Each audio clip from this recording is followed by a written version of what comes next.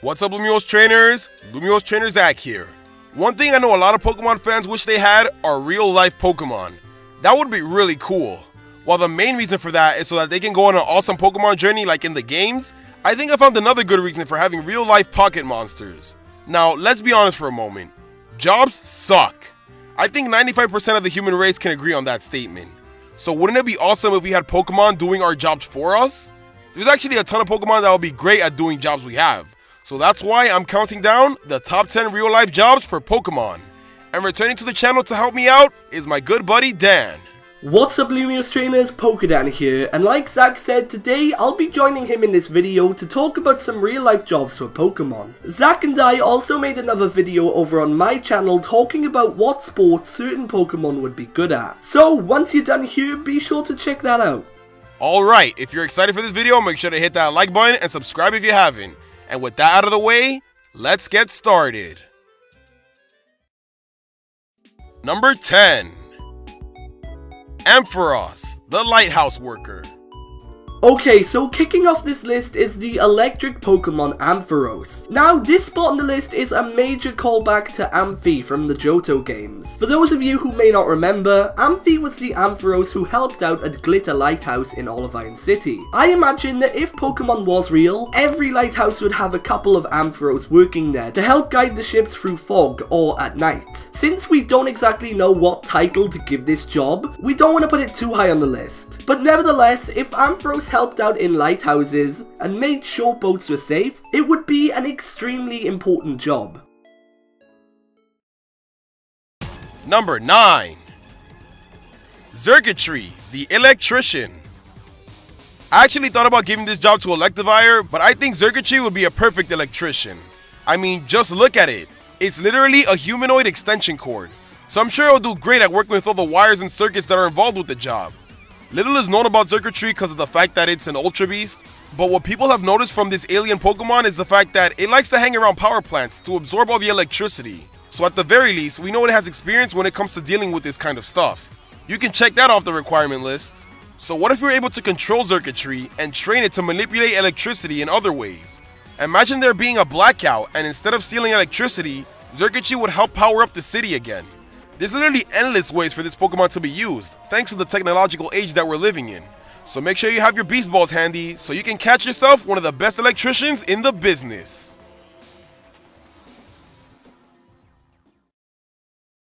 Number 8. Floatzel the Lifeguard. So picture this, it's a sunny day and you've decided to go to the beach and have a swim in the sea. All of a sudden a current pulls you back and you can't get out of the water. What would you need? The answer to that is of course a lifeguard, and the Pokemon we decided that would be a great lifeguard in real life would be Floatzel.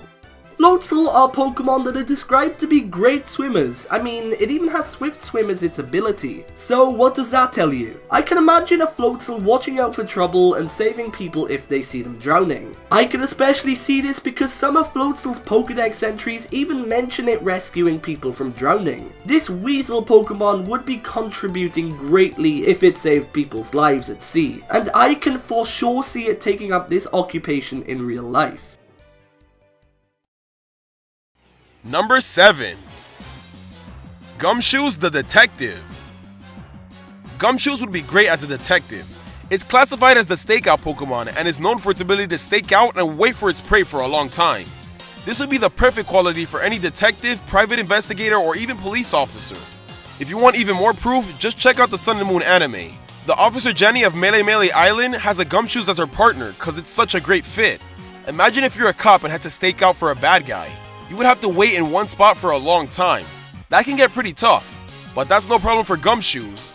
It's so great at this that even if it gets hungry, it can still wait for a long time if it means it'll catch its prey. The only problem with it though is the fact that once it becomes nighttime, they fall right asleep.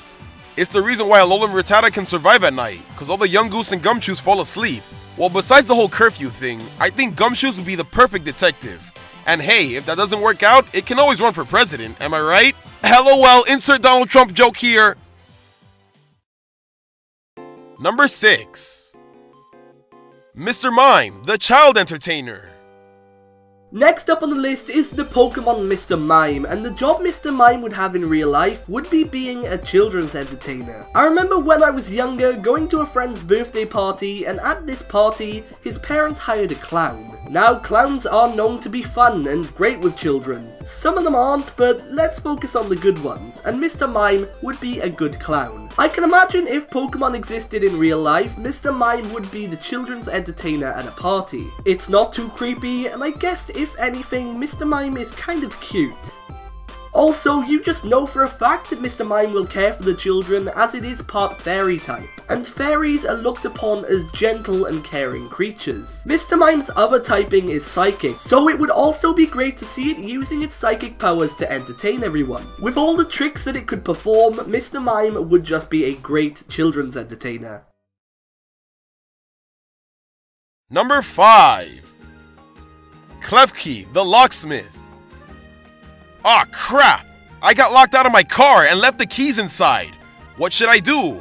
Well, a normal person would just take a rock or something and bust the window open to get in. But I think I got a better solution. Say hello to the greatest locksmith around, Klefki. Come on, if anyone's gonna be able to open a locked door, it's this Pokemon. Klefkis are known for taking keys and keeping them, so all it's gotta do is find the key for whatever it needs to open, which it's probably a pro at. Car keys? He's got that. House keys? He's got that. Other keys? He's got that. I honestly can't think of any other keys that you would have besides car keys and house keys, but you get the point. I think it would actually be safer to give Klefki your keys than having them on your own. They hold on to them for a long time, and it's pretty hard for them to let it go. So the best idea will be to give Klefki all of your spare keys in case you find yourself locked out again. And if you ever want to break into someone's house, well, I'm sure Klefki's got your back as well. Number 4. Conkeldurr, the construction worker.